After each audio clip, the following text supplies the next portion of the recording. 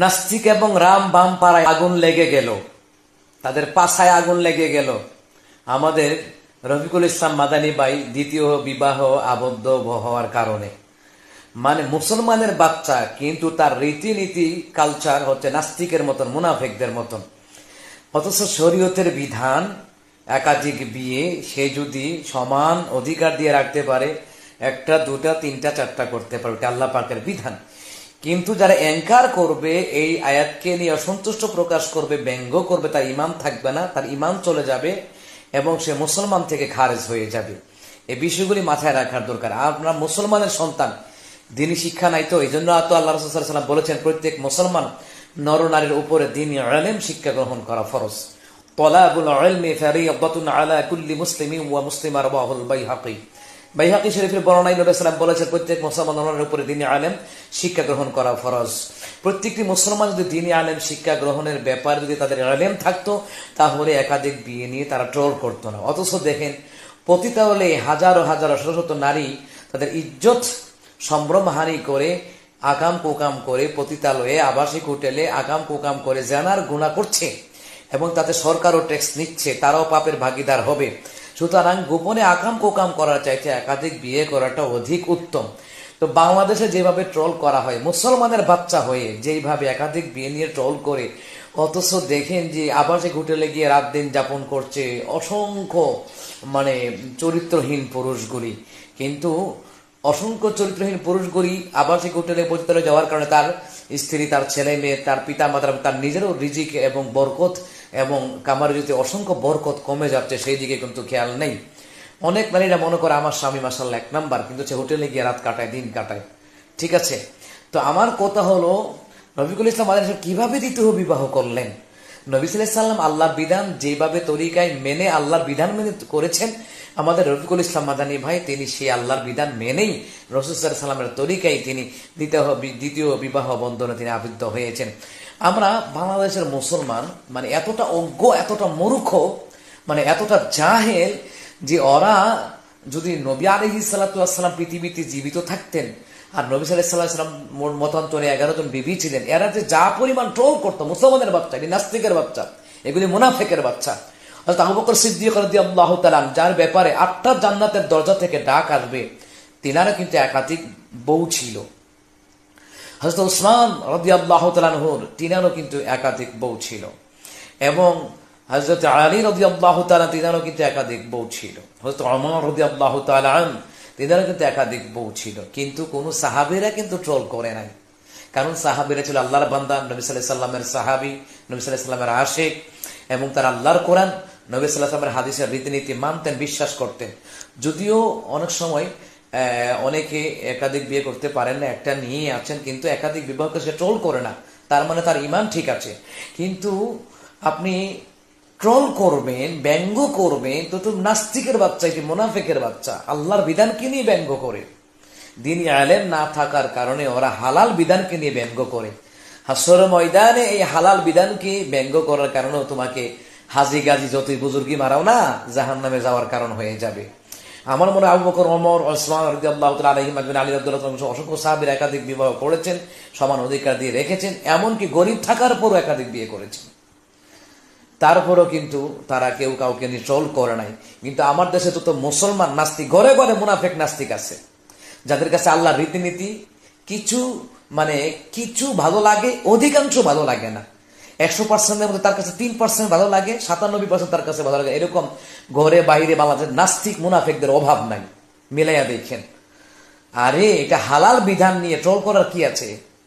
এইদিকে যে ভারতবর্ষে মুসলমানদের উপরে স্ট্রিম রুলার, অত্যাচার স্ট্রিম রুলার চালু করে দিচ্ছে, খবর আছে মিয়া?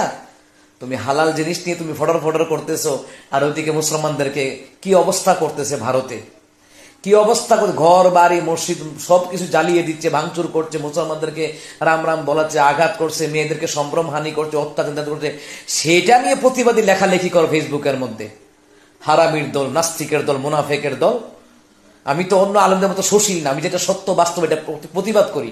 গতকালকে বলেছি না যে মাদ্রাসায় বলাৎকার এবং জেনা বেবিচার আকাম কুকামে দরাকামে মাদ্রাসা হোক স্কুল হোক কলেজ হোক সত্যিকারী অর্থ তদন্ত করে বিচার করতে হবে। আমি কিন্তু বিচারের কথা বলেছি, প্রমাণাদি যখন পাবে যেই হোক বিচার করতে হবে। কিন্তু মাদ্রাসার ক্ষেত্রে আপনি এক করে ঝাঁপায়া পড়বেন, স্কুল কলেজের ক্ষেত্রে আপনি কোনো কিছুই বলবেন না। আমার কথা হলো যেই অপরাধী হোক না কেন বিচার আওতায় আনতে হবে অবশ্যই। তো আমার কথা হলো একটা, রাফিকুল ইসলাম মাদানী বা দ্বিতীয় বিবাহ আবদ্ধ হয়েছেন আলহামদুলিল্লাহ, কারণ বিবাহের দ্বারা হালাল জাদা পয়দা হবে। এই দেশে পহেলা বৈশাখ আসলে 14 ফেব্রুয়ারি আসলে আবাসিক হোটেলে এবং 14 ফেব্রুয়ারি বিশ্ব বেহা দিবস উপলক্ষে কত হসপিটালে, ডায়াগনস্টিক সেন্টারে, বিভিন্ন মেডিকেলে যারও সন্তানগুলিকে অ্যাবর্শন করে চলে আসে অনেক মেয়েরা স্কুল কলেজে বিভিন্ন প্রতিষ্ঠান থেকে।